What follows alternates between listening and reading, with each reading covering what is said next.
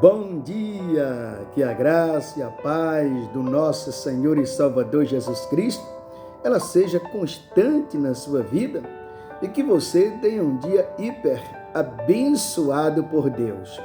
E por falar em Deus, Ele tem uma palavra para você neste dia chamado hoje. Quando a bênção de Deus está sobre a vida de uma pessoa, não adianta o homem tentar impedir, porque não vai conseguir. Me faz lembrar daquele versículo que encontra-se no livro do profeta Isaías, quando ele diz: agindo Deus, quem impedirá?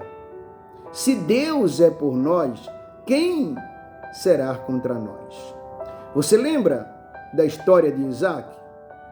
Deus chega para Isaac, Deus fala para Isaac, Deus diz para Isaac: não desça para o Egito. Fique aí na terra a qual você está e semeie nela.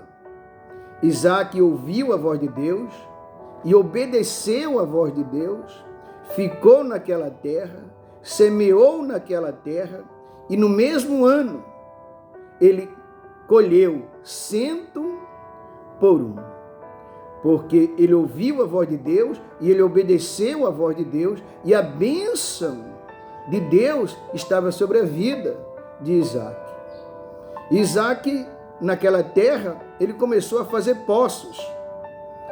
E cada poço que Isaac abria, os inimigos com inveja entulhavam aqueles poços. E Isaac, sem brigar, sem contender, ia um pouquinho mais na frente e abria outro poço. Me faz lembrar daquele ditado: não briga dois quando um não quer. Os inimigos estavam entulhando os poços que Isaac abria, mas Isaac não brigava, Isaac não contendia e abria outro poço, porque a bênção de Deus estava sobre a vida de Isaac. E chegou a um determinado momento que os inimigos disseram: olha, deixa para lá, não adianta. A mão de Deus está sobre ele, abençoando ele de uma forma extraordinária, porque o simples de Deus vai ser o extraordinário na minha e na tua vida. Então, quando a bênção de Deus está sobre a vida de uma pessoa, não adianta o homem tentar impedir, porque não vai conseguir. Me faz lembrar também de José, uma história muito conhecida por todos nós. José teve 2 sonhos dados por Deus. Os irmãos de José fizeram de tudo, tentaram impedir que aquele sonho viesse se realizar, mas não adiantou. Com o passar do tempo, José se tornou governador do Egito, porque a bênção de Deus estava sobre a vida de José, a promessa de Deus estava sobre a vida de José.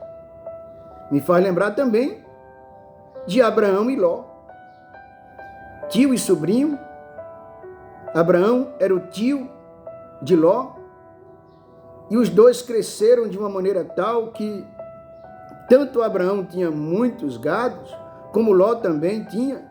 Já estava havendo até briga entre os pastores de Abraão e os de Ló. E Abraão disse: olha, não é bom estar havendo contenda entre os nossos pastores, nós somos parentes, nós somos famílias, e não é bom essa briga, essa contenda. Faça o seguinte: escolha um lado que eu fico com o outro. O lado que você escolher, eu vou para outro. E Ló escolheu as campinas do Jordão. Um lado verde, um pasto verdejante. Fazendo uma conjectura, dá para entender que Abraão ficou com o lado seco.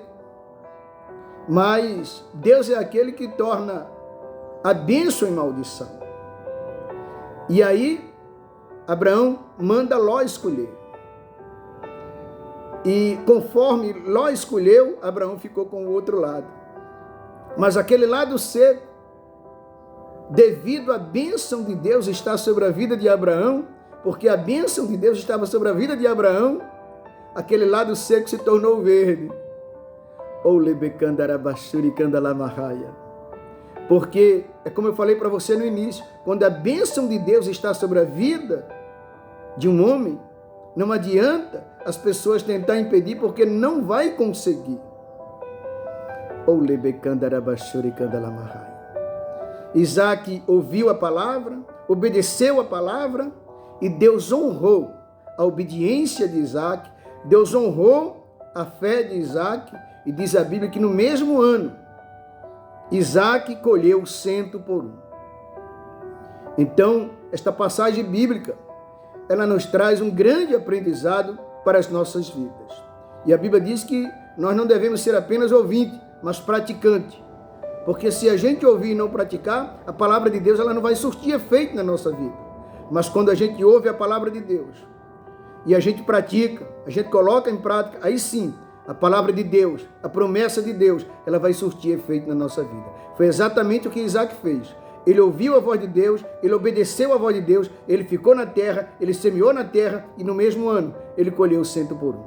Então que eu e você, nós possamos ficar com esta palavra plantada dentro do nosso coração. E nunca se esqueça que a vitória é nossa pelo sangue de Jesus.